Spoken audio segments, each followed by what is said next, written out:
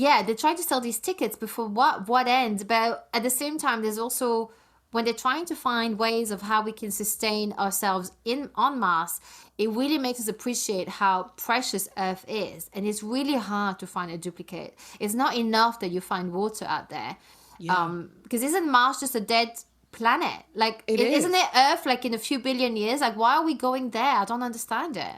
I fully agree with you 1,000%. I think that, exploring other worlds is a beautiful opportunity, but actually trying to cultivate life on another world is a totally different question. My beef with the whole situation is it actually you touched on it without knowing, where you qualified your statement saying, "Oh, I'm not a scientist, I'm not in these meetings." Well, I actually don't think that scientists really are being brought into the conversations.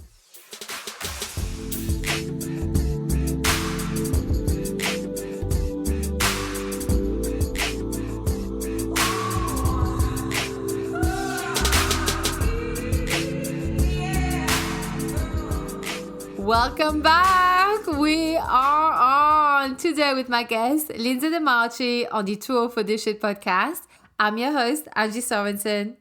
I am really excited about this two-part series with Lindsay because she's incredible. We had so much fun doing this. And she is the perfect mix for me because she has the science. She's an astrophysicist and she also studied physics. But she's also a poet. So she's a bit of a philosopher and a scientist. So we really go into, a lot of obviously scientific topics. We go into like the whole mission to Mars and the ethical issues around it with Elon Musk at the head of the private side of it, right? Because it's, a lot of it's privately funded. This is the first part series. Next week we go over like black holes, how we're still around, and all kinds of stuff. So yeah, so really enjoy speaking with Lindsay, and I do really mean this. If you ever have any questions on this or any other episodes, like I really want to hear from you. You can message me directly at angie-s.com/contact. I've put all the links in the show notes. If you are interested in becoming a podcaster, I teach it at learnpodcasting.online. That's my platform where I teach you how to do this, and I help you and I support you in doing that. And look, I never actually put this in the intro or in the outro. I usually just like sneakily put this in the show notes. But look, if you want to support this show, like I do all of this for free, it's all coming out of my pocket because I actually really love doing this. But if you actually want to support the show, it will go towards, like, I have an assistant, I have a virtual assistant, and it says virtual assistant, but she's a real person, okay? Virtual because she works remotely. So I have an assistant. There's a lot of things that goes into this and systems and stuff like that. That I fund myself. But if you want to support this show, I have the link in the show notes is angie-s.com/donations. So look, I am just really excited you're here and that you are listening. You're still around. Your support counts for a lot just to be listening. And, whenever you share this podcast or that you give it a 5-star rating, you subscribe to it, any of those things really help expand this show. So I'm really grateful. Thank you so much to you. And look, let's just get right into it, right? Let's go and listen to Lindsay. So without further ado, help me give a big warm welcome to Lindsay. Let's begin. Welcome, Lindsay. Hi, Angie. How are you? I'm very good. How are you? I'm excellent. Thank you so much for joining me today. I think this is going to be a really fun chat we're going to have. Absolutely. Yeah, I'm really looking forward to this. So basically, Lindsay, I got Lindsay on. So for those of you who don't know Lindsay, basically Lindsay studied physics and is currently I think you're still currently doing a PhD in astrophysics. That's right. So yeah, she's definitely a smart one, and she writes for Astrobites. And basically, Astrobites is where writers take like classic papers and new academic papers and report on the most important conclusions. Basically, it's just to help non-expert, more general audiences digest like cutting edge of science. So yeah. Is that's why, right? That's why. I mean, is that how you would describe Astrobites as well? That's much better than I could do. I always copy paste the website. Okay. So basically, I got Lindsay on because she's also a little bit into all the stuff that, I mean, like, you know, Mars, UFOs, that kind of stuff, black holes. So I'm really excited to have you on the podcast, Lindsay, and talk about black holes, space, Mars, UFOs, although known as UAPs now. So before we dive in, please introduce yourself, where you live, and what you do. Sure, yeah. So just like Angie said, my name is Lindsay DeMarchi. I am an astrophysicist. That is my day job and my night job. I'm currently working on a PhD specifically in supernovae. So the exact way that stars die is how I spend my time. So sometimes I've been referred to as a stellar mortician because I study dead stars and how they died. And right now I am situated in Evanston, Illinois, which is a suburb of Chicago, Illinois. Can I just quickly ask you, when, you know, because so supernovae, that's when those stars die. Do you ever get answers about life or about life, I guess, like things in the universe that are alive when you study how they die? Oh my gosh, absolutely. Yeah. So there's like a famous sort of quote by Carl Sagan that people love to talk about that is, "We are stardust," or I'm paraphrasing. So, about, I would say, a huge percentage of your body, you know, probably comparable to the amount of your body that is water. We love to say that we're like 70% water. Pretty much the same fraction of your body comes from dead stars or the Big Bang itself, from the beginning of the universe itself. That's the particles that make up our body. So when we say dead stars, what is it you mean? Is it because we've got iron, gold, and things like that in our body, or? Yeah, it's things like that. It's things like pretty much every element that is not, or I guess I would put it like, oxygen comes from the insides of stars, nitrogen comes from the insides of stars, potassium, all of the things that aren't really even heavy metals, but maybe medium weight metals, all come from stars exploding. So is it because so let's say if you've got, let me think about how to say this. So is it like, for example, when we have, for example, like you have the surface of Mars, and there's like a high velocity impact, like a meteor that hits the surface of that planet, of that planet, and then it knocks off a piece of Mars, and that piece of Mars is en route to Earth, and that, when it goes through the atmosphere and then lands on Earth, and then if there's like a little bacteria inside that rock, it could have survived like that 1 year in space it takes to travel that shortest route, and then it sort of spread. Is that what you mean? Is that what we mean, or is it a bit different when we talk about nitrogen and things like that? So very similar concept, but much more ancient, I would say. So by the time we are talking about other planets or even impacts of other planets, we are already talking about a system like our solar system that has spent millions of years coming together to form these neat little spheres that we call planets. So a supernova itself is when a star dies and explodes in a massive mess that is in every which direction. There's just shrapnel all over the place.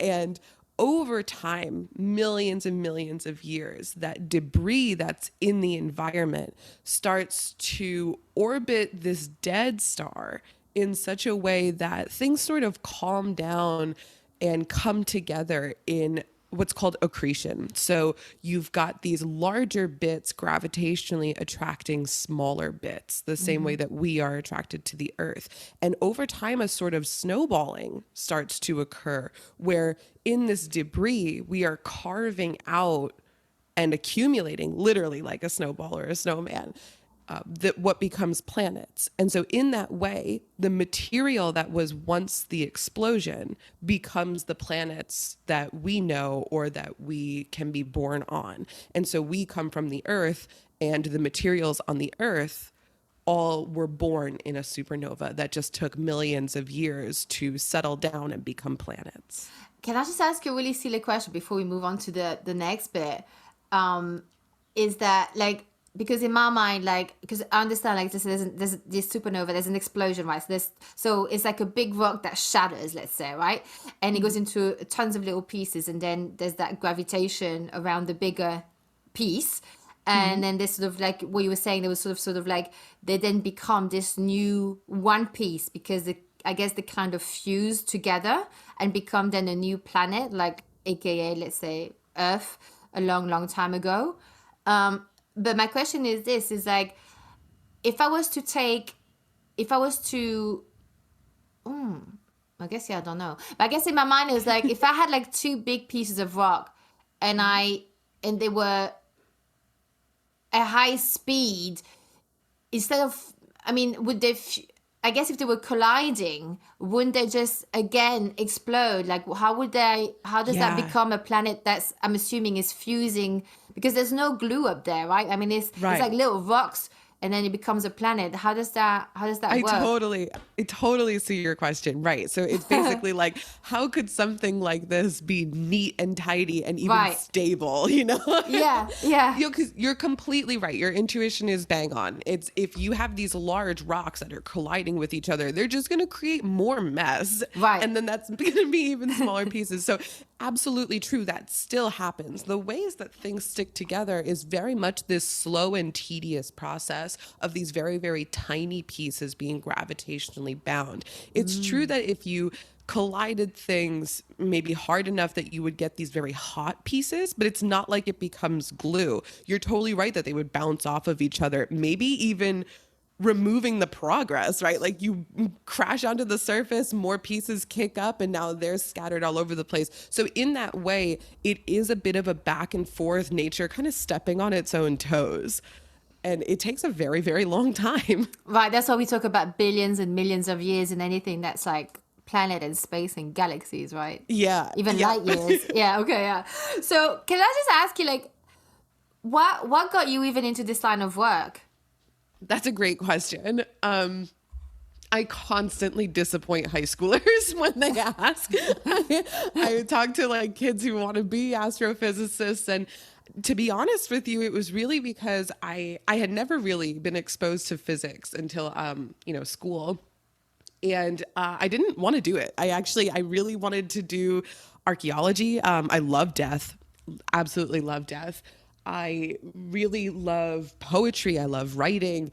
I wanted to explore the humanities so much deeper than I wanted to do math or do coding. God, I thought that coding was like the devil's language. I was like, I was on this naturalist kick. It can be, right? Yeah, definitely. I mean, it still can confirm it still is. Right, yeah. Exactly. Yeah. Yeah. So I was like, I really did not see myself going that way at all. And I didn't start that way. Like, I wish that I could tell you in retrospect that I was really determined and gung-ho on this dream. But that's absolutely not what happened. And like everybody else, I think with their lives, this happened very much by accident. I actually, not to get super deep on you, but No, you can. I went to college to study poetry in the mountains of Vermont, which is just a very rural state with a lot of green. And I got really depressed and really in my own head, and I developed an eating disorder, actually. Mm-hmm. And I went home and was not looking well. And so I was put in a hospital, and it was getting ready to go to the hospital. I wasn't allowed to have the internet. I wasn't allowed to have a cell phone. I wasn't allowed to have contact with anybody, but I was allowed to bring books. And at the last moment, I grabbed an astronomy textbook that I had from an elective class that I'd taken. And I didn't really take it to study or to be a good student. I just loved looking at the pictures. And so that book came with me to the hospital as an escape. And kind of just a confluence of things at once. I was allowed out of the hospital one day to go to the beach that was nearby. And I saw these frat bros tossing a frisbee around. And I thought to myself, that is so college. I so want to do that. And I thought, I got to get out of this rural school. And then the question became, well, what am I going to study? And I thought, an eating disorder is hard. But what if instead of putting all of that drive, instead of using it to destroy myself, what if I used it to do something really, really hard outside of me? And it kind of all just came together that a really big challenge would be astrophysics. And it actually just became a distraction from myself. Interesting. But it's because you said a couple of things. Because let me just write this down. And outside. You mentioned about you love death. What did you mean by that? Yeah. So the same way that I think we are as humans attracted to space, it seems like we always call it the final frontier, or we think of it as this vast unknown.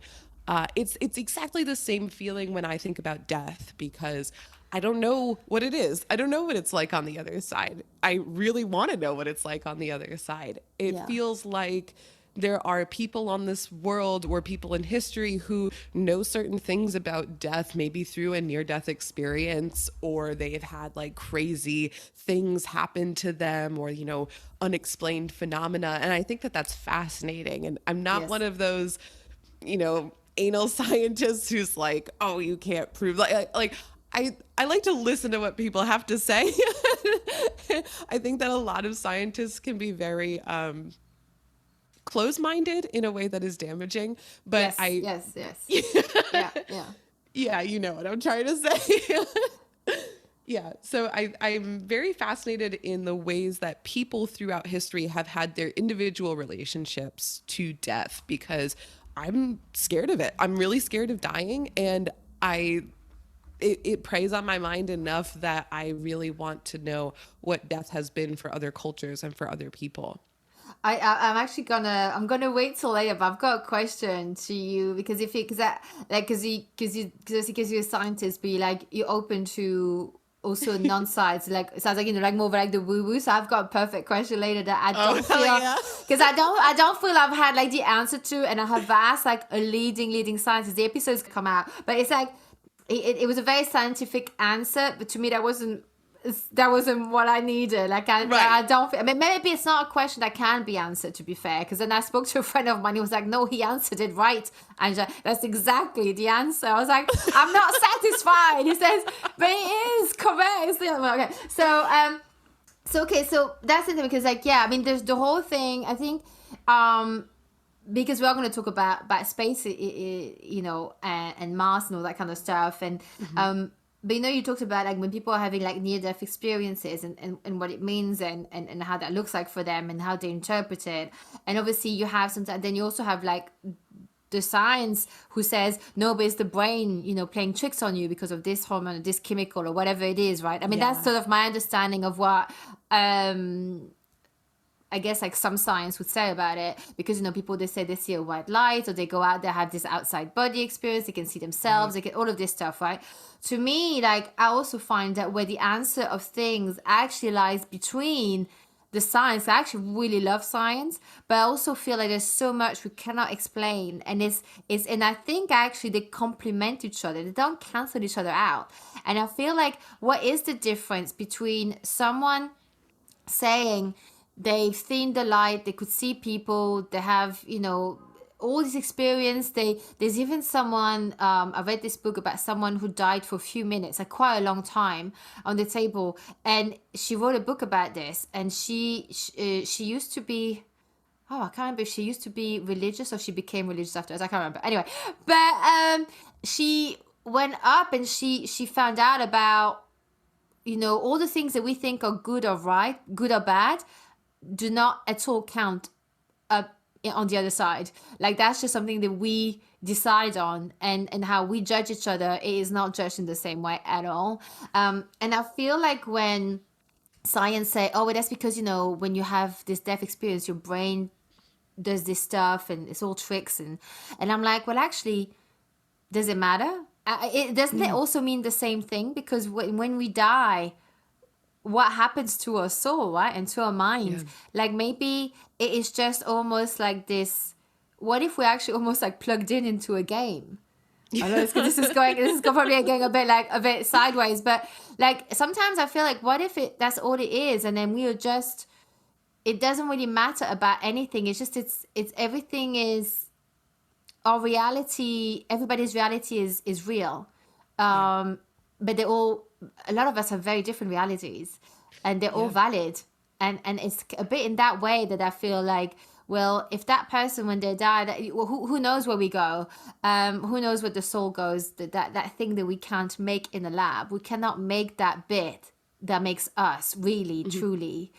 I think it's beautifully put. I think very beautifully put, that the thing that makes us us, how do you capture that essence, right? And I completely agree with your perspective and with what you've said. And it's kind of like, if you do take this very reductionist point of view, I mean, sure, when my cat brings me a toy, I do get serotonin. Like there is a chemical reaction, right? It is happening. But oh my God, like how can that capture the profound love I feel for receiving a gift from something that can't talk to me? It is very much like, absolutely, I could express to you on a fundamental particle level or, force balancing level how things happen, but I cannot tell you why things happen.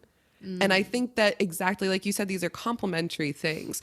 And it's terrifying to think that, in your example with the game, if we die, that's it. I think that people don't ever want a finite conclusion. They like it when things like, when you're watching a series and the series does end. That sucks. Like you want it to be a little open-ended. You want the glimmer of hope that there will be a new season. Yes. And I think that that's what's terrifying about some of the finalities of death, is that what if this life that we're living really is it? And that's it. I mean, essentially, because I think this version ends when we die, but actually this is a feeling I've had for a very long time. I feel like years and years and years. I can't even tell you when it started, but it's been a long time. I actually feel that when we die, I feel that when I die, I feel like I'll go home. And I don't know what that means. I don't know what that looks like. So I don't have a fear of death. I don't want to die, but I don't have a fear of death. Probably like how I die. That's more the fear. Like I'm not interested in dying screaming alone, in pain, being tortured. Not interested in that. Because if that happens, I'm coming back and haunting everybody. Like leave me alone. But I feel like I go home. Like I don't have this feeling of finite. I think like this, whatever it is now, comes to an end.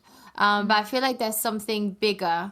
And whether that's for me to feel better about it, that could be. Like, I don't know what's the truth. I just know what makes me, what's aligned to me, what resonates. And that's all I need to know. You know what I mean? Like, I know it may not be true. I could completely be wrong. But that's just how it resonates for me. But that to me, to think that it's finite, that's scary. Yeah, then that becomes scary. It feels wrong, right? Like to think that it's finite, it's like, not the life I know. Yeah, like could we not just recycle this? Like what's going on? Yeah. Yeah, I think it's beautiful. Yeah, thank you. Yeah, I like it too. It's like why do you think, because obviously astrophysicists, actually if you were to describe because obviously you're an astrophysicist, what does that mean, astrophysicist? Yeah, so I will say that it's a bit of an umbrella term that's given to a lot of different people who do very different jobs. So in the astrophysics world, you can be pure theory and you can be pure observation.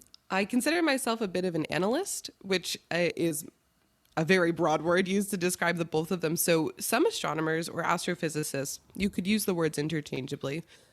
Kind of funny that people think that they're different, but they're very much the same thing. So an observationalist will look at space either through a telescope or through, radio dishes, whatever it is, and they will observe space and they will take that information and give it to the rest of the community. And a pure theorist takes a pen and paper and says, I know how the laws of physics should behave, so this is what I expect to see. And then somebody's got to sit in the middle and say, you expected this, you saw this. How do these pieces fit together? Do they fit together? Who needs to change? Are you observing correctly, or is our theory wrong? And that's where you sit in the middle? Yes, that's what Wow. I do. Yeah. Okay, so, and obviously the observation is space, right? It is. Yeah. So that's actually a very good question, because it doesn't have to be. So what some people will do for observation is they will work in particle colliders, for example, and they will try to recreate what is happening in stars. So stars are these mega furnaces that are absolutely like crushing particles into each other. And I don't know how much anybody nerds out really about particle structure or element structure, but hydrogen, the first element of the periodic table, is number one because it has one proton in its nucleus. And stars are so dense and have so much pressure that they actually shove hydrogen into each other to create helium, which has two protons in its nucleus. And so that's how heavier elements get born. And so in a supernova explosion, it is so dense, it is so hot, it is so powerful that you are smashing particles into each other to make heavier and heavier elements. That's literally what you're doing, is colliding. It's pretty freaking wild. No, but I'm laughing because it made me think of something really inappropriate. Because you keep talking about like the heat and pressing against the shoulder. I'm like, that sounds like, after you have like a really really good strong curry, and it's like that heat and explosion. Sorry, that's what I could think about. I don't know why that came up in my mind, but yeah, because obviously heat is gonna make something like explode, I guess, right? Now I'm gonna think of it. Right, yeah, it's like a really bad, like the next day or the fart. There's that, there's a lot going on. I mean, a volcano, it's very farty, very blowy, very, everything. So I hate how well that metaphor could work for so many aspects of astronomy. Well, there you go. Oh, no, just call Angie. She'll simplify it. She'll dumb it down. She'll really give like the whole industry a bad name. So is that? But can I ask you, like, do you know? Because it's so interesting, because we have this beautiful planet Earth, right? Mm-hmm. And there is still actual room for exploration. I know, like, we've probably mapped out like where you can walk, right? But when it comes to the ocean, the depth of the ocean, there's still so many blind spots that we can't really observe or see. There's creatures being discovered, I think, on a yearly basis, from what I understand. So there is still so much to explore, but it seems like space is such an obsession, right? Especially at the moment, but it has been an obsession for a very long time. You've always had philosophers, and if you look at astrology, right, it's all about out in the stars and how they all fit together and the planets and stuff. And I think so.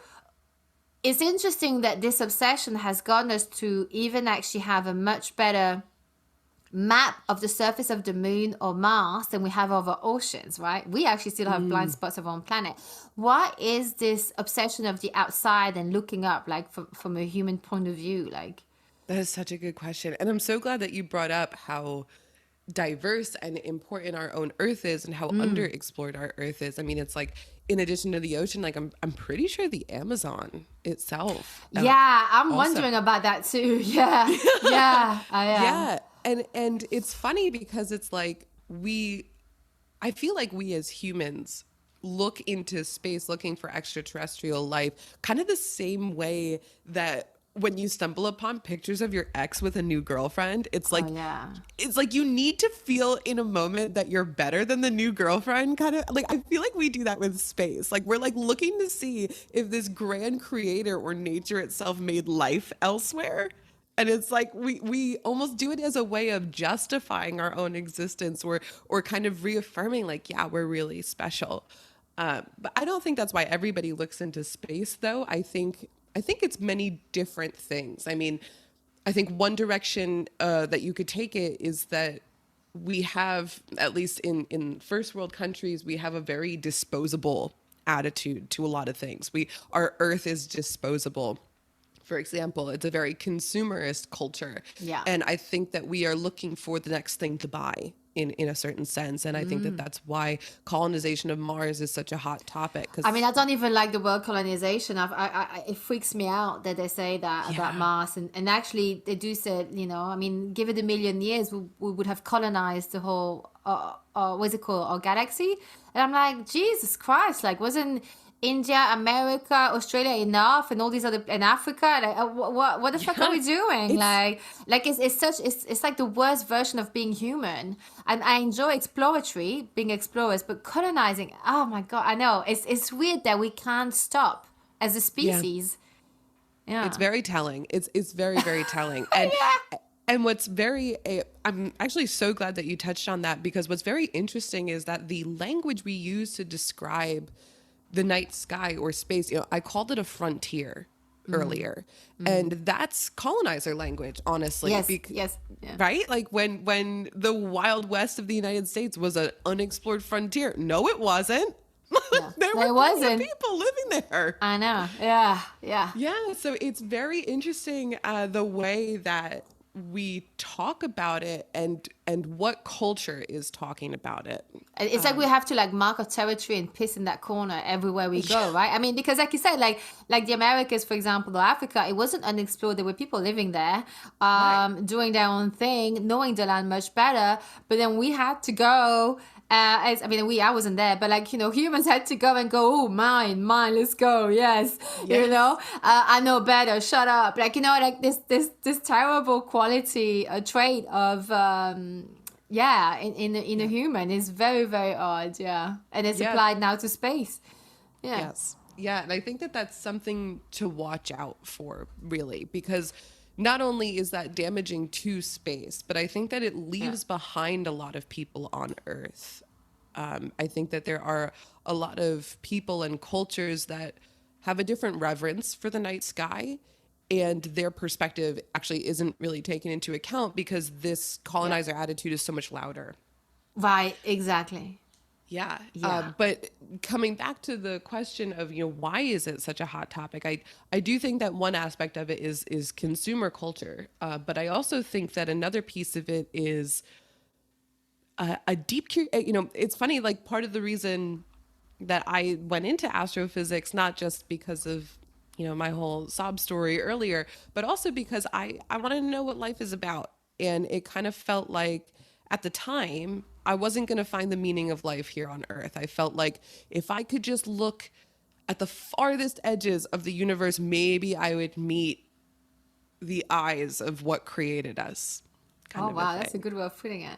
It feels like that though, right? Like somewhere in the pit of your stomach, that's what you're looking for when you look at the night sky. And you're hoping something will stare back, or you're hoping that it'll give you a sense of purpose. And I think that that is just a very human byproduct of consciousness. It's kind of fucked up that we have evolved to ponder our own existence. There are a lot of times I'm very jealous of animals that maybe they do that, maybe they don't do that, but there is such a peace in ignorance of not knowing or caring why we're here. You know? Yeah, I mean, no one. I think depression, not to blow my own trumpet, but I think depression only happens to people who actually do think deeply. Yeah. I mean, honestly, like, I have to be very careful of my mental health. I'm very aware of it. I've had depression, you know, suicidal tendency, all that kind of stuff. So, like, for me, like, I can see when I have met one person who was, and I, like, every day happy, all the time happy, and I believe that person was happy. Do you know why I believe them? It's because they were a little bit. There was no there's no diagnosis there. Like, they just really just naturally did not think about stuff more than the surface level. And they were so happy. They were so pure. They were so pure. I mean, I'm sure they're out there like sexual. It's not like pure, like, you know, they're not like necessarily like a sexual, right? But like, you know, but they were just simple in that way. And it's like they were so happy. And I'm like, because even one time they said that we were talking about having bad days, feeling sad, depression. And that person said, "Oh, I'm never depressed." And I just said, just it came out of my mouth. I went, "I believe you." I believe you. I really believe you. Like I really, you don't have it. Like you don't have it to get in. And in a way, like it's such a nice place to be. Yeah, absolutely. Yeah. I think I even remember hearing somewhere that people like that have kids, and people who are really depressed, like the way I feel right now, it's like, oh my God, I never want to have kids, because it's like, then they have to put up with this kind of Right. thing. Right. I think those are the people who have kids, and good for them, because, more happy kids is a great thing. Well, it's what we need for the future, for sure. Yeah. I wonder if maybe there is actually a place that's kind of, not this like, really negative side of the human species that, oh, we need to go and piss in that corner of the galaxy as well and just say it's ours and put a flag in it. And I'll go, what a flag is so phallic. Anyway, so I just realized that, by the way, it just came up. Yeah, now I've just realized that. But there is also something to say about that. For example, Mars, right? They do say that like the things that they are finding out about Mars and the environment helps us understand more about, our planet, and maybe also how we have adapted so perfectly to Earth, and hence why it's so difficult. I mean, I know that there's like this whole big, like you said, you said about the consumer culture about space, but I mean, look at Elon Musk selling tickets. Mm-hmm. He wants to sell tickets to what is actually a quite high likely death, especially the first ones that are gonna go out there, right? It's not like it's a mess, like, because when they're gonna land, they're not gonna have this medical committee like when astronauts come back to Earth, where there's like doctors there ready to receive them and look after them for the shock of the body and also just the mind, right? The depression of it all. So it's like, if they don't face physical death, they could, mental death, suicidal, that kind of stuff. And obviously it's very flippant of me because I'm not a scientist. I'm not sit on the board committee, and I know nothing about it. But I'm just trying to think, they're trying to sell these tickets, but for what end? But at the same time, there's also, when they're trying to find ways of how we can sustain ourselves on Mars, it really makes us appreciate how precious Earth is. And it's really hard to find a duplicate. It's not enough that you find water out there. Yeah. Because isn't Mars just a dead planet? Like, isn't it Earth like in a few billion years? Like, why are we going there? I don't understand it. I fully agree with you 1,000%. I think that, exploring other worlds is a beautiful opportunity, but actually trying to cultivate life on another world is a totally different question. And do you really want to do it with a person who can't even buy Twitter? I think that my beef with the whole situation is, actually, you touched on it without knowing, where you qualified your statement saying, oh, I'm not a scientist, I'm not in these meetings. Well, I actually don't think that scientists really are being brought into the conversation. So to give you a smaller example, there are many, many, many satellites that orbit our Earth, maybe that we don't even realize. And right now there's somewhere around 3,000 of them owned by Elon Musk. Oh, fuck. For example. Yeah. I mean, that's not good either, all these satellites around Earth. Exactly. Debris and stops the vision of space, right? Oh my God, absolutely. Yeah, you are bang on. Yes. So he has about 3,000 satellites that he owns as a part of Starlink that are already posing a huge threat to observational astrophysics. They are destroying images. They are preventing us from seeing faint galaxies. They are destroying, some of them in the night sky are as bright as the handle of the Big Dipper. They are very, very, very bright. So, and those satellites, to be clear, are they like cameras observing us, or is it for like communication? It's for communication. It's his Starlink satellite constellations that are, to be fair, they are supposed to bring Wi-Fi to more remote areas of the planet that need it. Whether or not in practice that's actually going to happen, or that they're going to stay affordable, remains to be seen, because I've been seeing price hikes in Starlink subscriptions. And also, it sounds laudable. However, is there a way to observe and control people, what every movement they do everywhere? I mean, I'd like to go somewhere where there's no Wi-Fi. Thank you very much. Do you know what I mean? True, Like, can we please yes. have some of that? I don't want to be watched every time and being tracked all the time. Yeah, it is nice to have places that don't have Wi-Fi.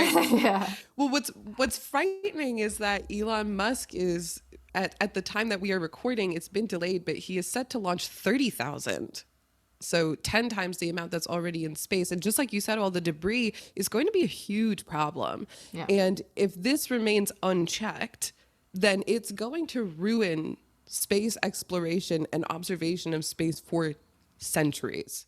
And also, when you say space exploration, I'm assuming it's like also like just to actually be able to launch a rocket into space, because they could then just, crash into one of those debris, because those satellites, they don't live forever either. Like if one of those like go off, I mean, I don't know what happens to it. Does it fall back onto Earth? But what if like it gets like, you don't need a lot for something to change direction, right? Although there's a gravitational pull onto Earth, but like. I'm like, if it's gonna send like there's 3,000 now, it's already an issue. If you're gonna send another 30,000, it's gonna be messed up. Absolutely. Like you said, like scientists that may not be at that table. I sort of believe that, because I have actually heard that. Because I listened to this podcast called Generation Mars. It's in Danish, but a lot of the interviews are in English. So I definitely highly recommend. I had the journalist there come on for his other podcast, which is on UAPs. So basically, the scientists on there have said that, well, the problem with, I mean, there's obviously a lot of great things in the advancement of science, because there's a lot of money and resources put into all this like Mars exploration out there. But, with Elon Musk at the head. However, scientists are worried about, are they actually going to understand, like, the minute you put humans on there, and if it's not done in a certain way, which obviously I don't know what that is, but there's a certain way of when you go and explore and you want to take samples, a bit like when you go on, like when you watch CSI, they block off an area so it doesn't get spoiled, and you can go and find the real DNA. And I guess like with Mars, if they're going to send out tons of, if they don't have the science in mind, because Mars is, virgin without, there's obviously those little cars out there, who driving around taking pictures and stuff, but the rovers, or what they call them. But it's like, but then you also need the scientists there to know how to deal with, how to take, because there's going to be precious information about how we almost came about, right? I mean, there's a lot of philosophical and scientific answers that can be found there, or better questions to be asked when they get all this information on Mars. And I'm not sure, like you said, like that maybe Elon Musk has got that in the forefront of his mind. It's like, I don't know what he's got in mind, but and who's going to lead Mars? Who's going to be the head of Mars? Is it going to be Elon Musk? I mean, what's the language going to be? Muskian? Do you know what I mean? Like, what's going to happen? No, absolutely. I 1,000% agree with all of the points that you just raised. And it's kind of shocking that this sort of conservationalism doesn't really, the way that we protect our national parks, or sometimes fail to, at least in the United States. I shouldn't say that, because we are very strict about our national parks, but it's true very much that those sort of conservation efforts are very strict when scientists go to Mars, for example. So those rovers that you brought up, if you take a sample with a rover, you must design the rover such that that sample does not come back to the Martian surface. If you take a sample, it's got to stay in that vehicle forever so you don't contaminate the soil. And just like you said, like these are things that are very, very important to keep clean. I think the CSI example is perfect. And I also agree that I am not willing to give Elon Musk the benefit of the doubt, simply because I have seen through the way that he has handled Starlink and through the way that he has handled other parts of space exploration, that there is a huge disconnect between the conversation between scientists and opportunists, or I guess capitalists, for lack of a better word, because just because you're going to space doesn't mean that you consulted with the scientific community. It's very shocking how much money really can buy. Well, yeah. And also, I think so let's say, he goes, there's a few teams that go out, and obviously it's a 7 months trip. That's the thing as well. People don't realize it's 7 months in a tiny capsule. Well, I mean, it's tiny when you think about. I mean, it's locked down on not even steroids. You can't even compare it, right? Because it's like 7 months you on this trip, quote unquote trip, right? It's very restricted with the same people day in day out. Assuming no one kills each other by then, they land onto Mars, right? They have to stay there for at least 6 months before they can then come back, so that there's the right angle Mars Earth, so it doesn't take more than 7 months, right? God forbid. They come back 7 months. So let's say, what was I saying that for? I can't remember what I was saying that for, actually. But I can't remember. But I think I can't remember. I think it was about selling tickets. But I mean, no wonder he has to. Do you know what? Forget it. I don't remember what I was going to say about that. Oh no. Yeah, it's completely gone. But is there, I guess, like with Mars, right? So they have all these people in teams of, there are actually a lot of scientists working on it, like, this is it, that's it. So that's what, one of the worry that I've heard scientists say is that what if he sends this, people go out, there's a team that goes out to Mars, and we start to have a colony out there. Hate the word, but anyway, people out there, and the shit hits the fan. Mm-hmm. What do we do? And also, who knows? Like, who are the people who actually know what to do? Right. It is most likely not the commercial team, right? I don't need a business development guy saving me when I'm on Mars, dying because there's some sort of like bacterial invasion or whatever.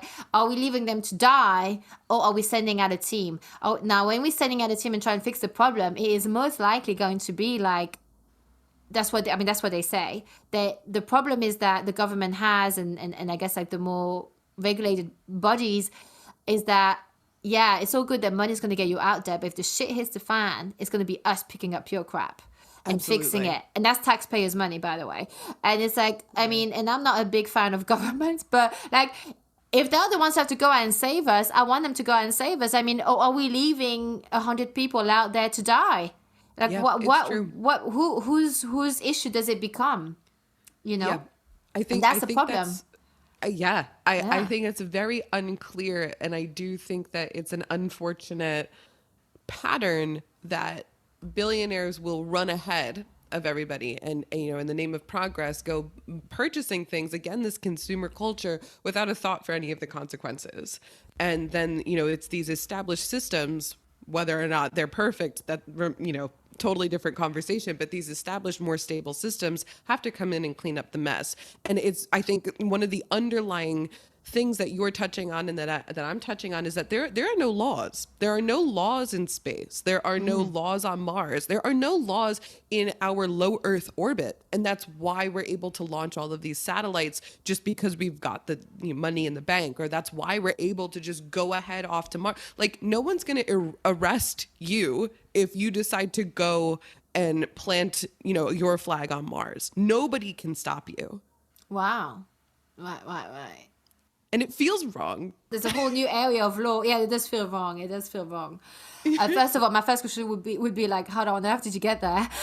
Without us realizing, how did no one stop you? How did you get that? Like, that's quite a feat. But it's like, that's the thing, that's a bit that I understand the exploration of space to understand more about us, right? I think it's a little bit like in a way that, I mean, I don't have children. Do you have children? I don't know if you have children. But, I don't. Okay, so but like from my understanding is that the reason why babies never ask about your day is because they don't even know that they're different to you. Right? I mean, that's probably not the reason, but there's no difference between them and their mom or their dad. Like, they think it's one, and then all of a sudden they realize after a while that they're a separate entity to their parents, right? That's why they're not necessarily. That's why we don't cry every time someone walks out of the room, right? Can you imagine you're at work and someone leaves? It's like, you can't do that. So so we realize it's an entity, and the reason why we know that we are an entity is because we can see that we're physically separate, right? That we're physically different. That there's a space between us. And I wanted, so I can see the exploration of space and Mars to gain more understanding about us as a species, right? And or maybe why we're here, or I don't know. There could be so many reasons why people look out, right? But then what I don't understand is that the whole let's go, and that's like the plan B planet, right? We're gonna go there. We're gonna build something so that we can all live there. However, it is so hostile. It's so hostile for us human. We're not made for it. We don't even have the same gravity there. Like, what would it look like if someone has a child there, a baby there? Will they survive labor? Because there's no gravity means your arms can get longer. I'm not even making this up. Like, do you know what I mean? Like, Right. the reason why the reason why even our volcanoes are only 10 kilometers high is because of the gravity and many different things, I guess. But Mars has a 25 kilometers high volcano that's still active. Yeah, so what does that say about human development? Right, Absolutely. right. Yeah. So there's so many questions, which is actually quite, on the sci-fi realm, which I love. But it's so I don't understand why we're spending all this money trying to live out there. Why are we not putting that money into saving Earth? I mean, do you know that? I, you know, I think that it's such a hard question to answer because there are so many scientists out there who have very like laudable ambitions that are not the sci-fi kind of let's build a new civilization kind of a thing. Like there are people who really want to go to Mars exactly for what you were saying, to understand our human origins, like our parents or like a long lost sibling. And for those people, I strongly support Yes, exploration of Mars. yes, Absolutely. yes.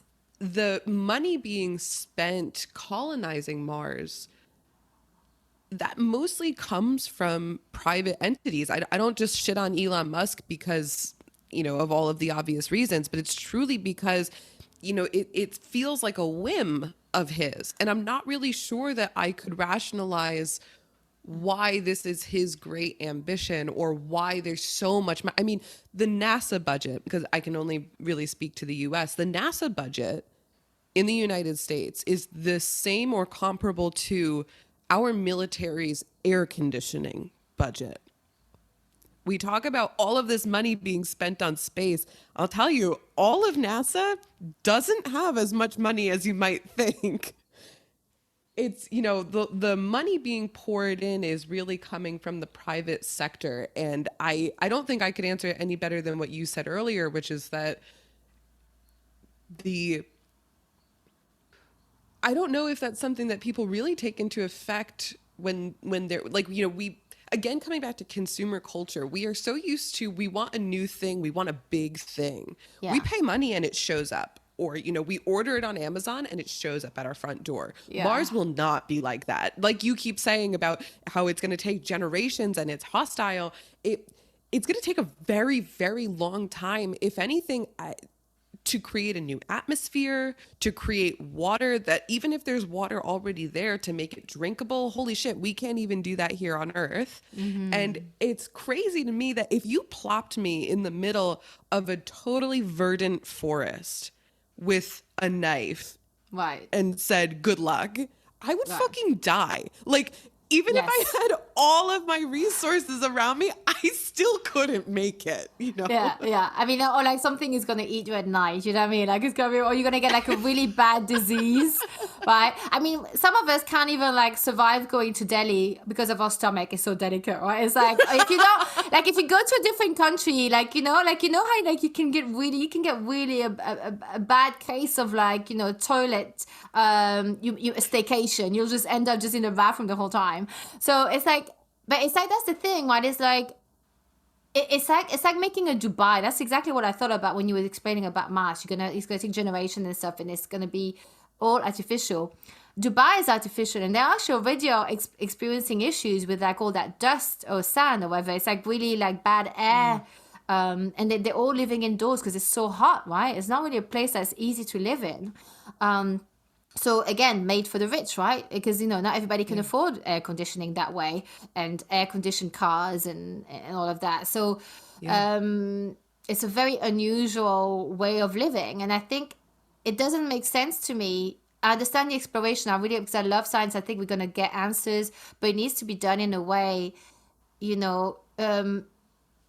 I guess to keep it fun, it's gonna have to be controlled. And I know it sounds like Monica and Friends, but it's like there has to be rules and frames, because otherwise, Yeah. like you said earlier, if he's gonna launch at 30,000 satellites, it's gonna be a shit show. Yeah. And what are his intentions? Was that quote about planting that flag? Like again, it's phallic. Is a bit like who's got a bigger dick on the table, you know? Really, it really is. Yeah, really. I mean, yeah, I'm just not. I don't understand why. But I guess like if we were to think about why as a species we're so curious about finding life on other planets, because I'm excited about that, because I've got lots of thoughts around those things. But again, I watch a lot of sci-fi, so that I could have this I'm biased, but I wonder, do you think, like, from your from your point of view, being an astrophysicist, and obviously you have this love of poetry, so you have like this nice mix of worlds within you, why do you think we're so curious about finding life on other planets? Yeah, I think a lot of it is stuff that we already kind of touched on with understanding us and why we're here. And I think that what's amazing is I spend all of my time looking at stars, looking at distant galaxies, and they're just these smudges on my computer screen. And I think that in our day to day, we are so surrounded by life. We are so surrounded by people. We're sick of people. Oh my God. Like people cut you off in traffic and you're like, I wish that you were gone, kind of a thing. And it's remarkable to have the perspective to say, actually, stars are really common. There are so many more stars than there are humans, and the real precious resource is humans. And how fucked up is it that we have evolved to a place where we get to contemplate our own existence? Like we were saying earlier, how much greater it would be, to be in ignorance. And I think that poets, without being sick of stars, realize that too. I think artists realize that too, in a way that's very introspective. It's two different ways to come to the conclusion that life is very precious. The human experience is very precious. Everybody's own subjective reality is so singular and so different, and it will never happen again. Even if we reincarnate, just the experience as it stands, what precious time we have is just that. It is very, very precious. And I think that poets try to figure out why by using the negative space, and physicists try to figure out why using the tangible space. So I don't know if you've ever read any of the Tao Te Ching. No, but what do you mean by negative space for the poet? Sorry, I don't know what that Yeah, means. no, that's exactly what I was going to get into. Yeah. Oh, cool. So the Tao is a beautiful example. It's something between philosophy and religion, but I guess that's Is it all like religion. Taoism? Is that what it is? Yes, Uh-huh. yes. So the Tao Te Ching, or Tao Te Ching, I guess, depending on how it's translated, talks about the essence of the creator, or the Tao is what they call it. And every single passage are really, really short, really, really tiny, but it gets you to consider what is unseen, or what is the spaces in between existence. One of my favorite passages from the Tao is that the Tao is darkness within darkness.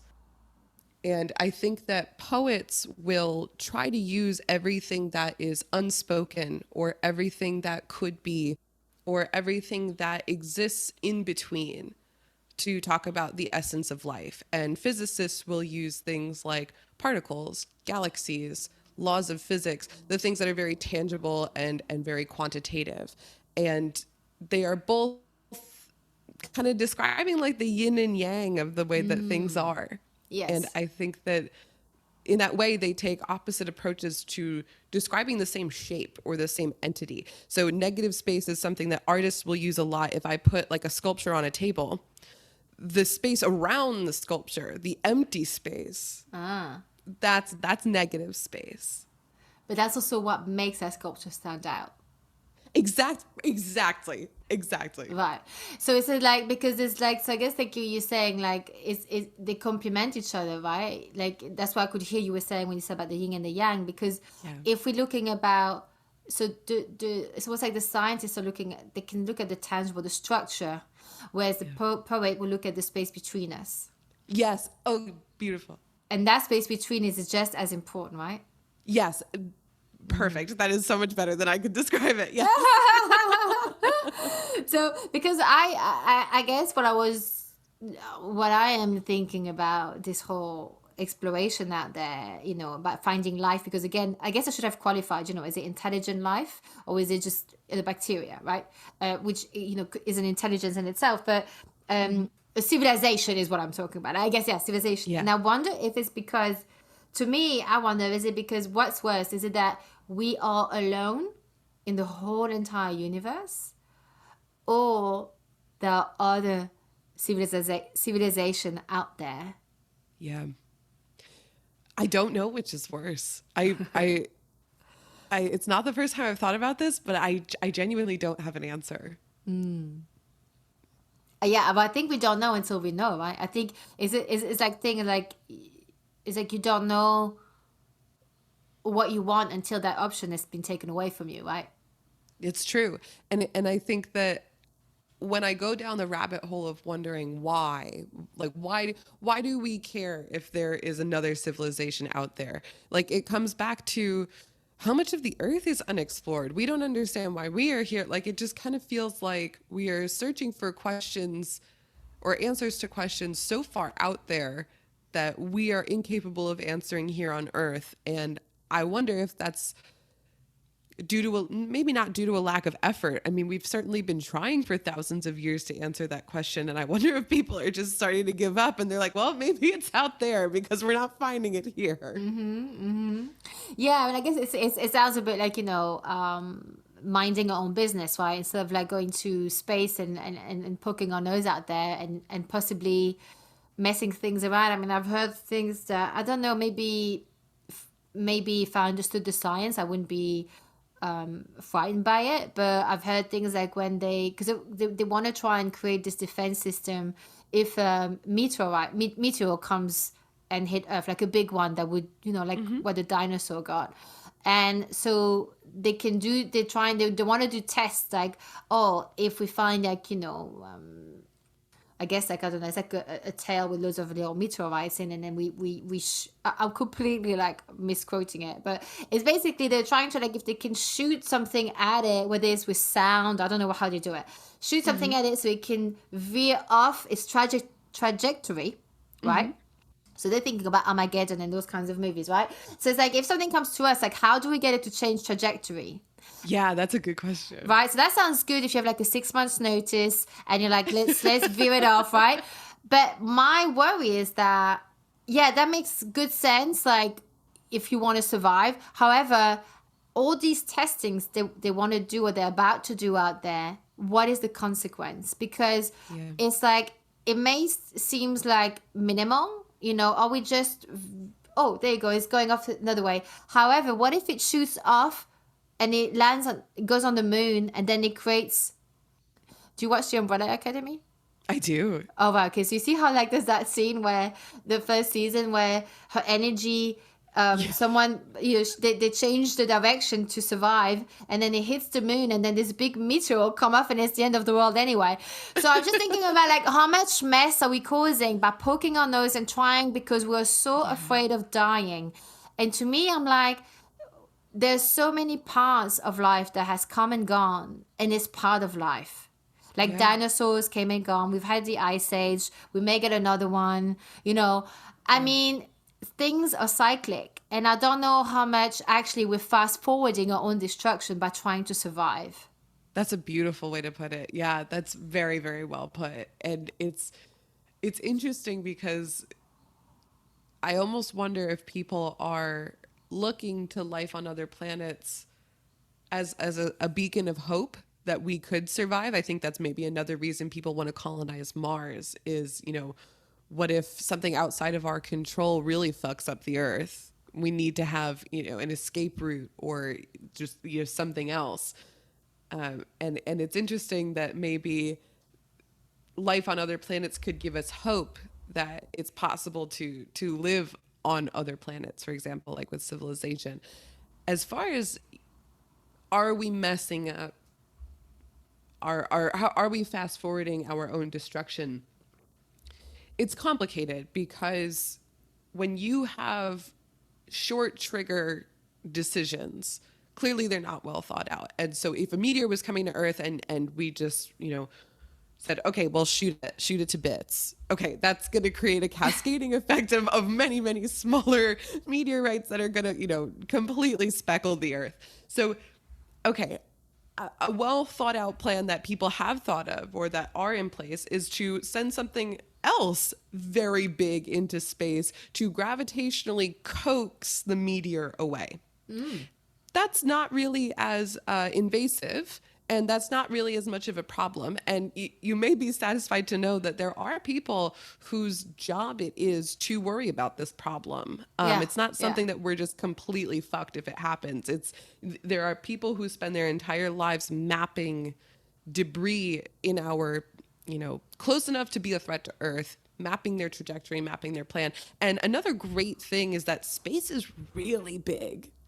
We forget, but we're not as much in danger, I think, of something like that. And actually, an argument that's been used to point to Earth being unique or life on Earth having the luxury to develop is actually Jupiter. So Jupiter in our solar system acts like our bodyguard.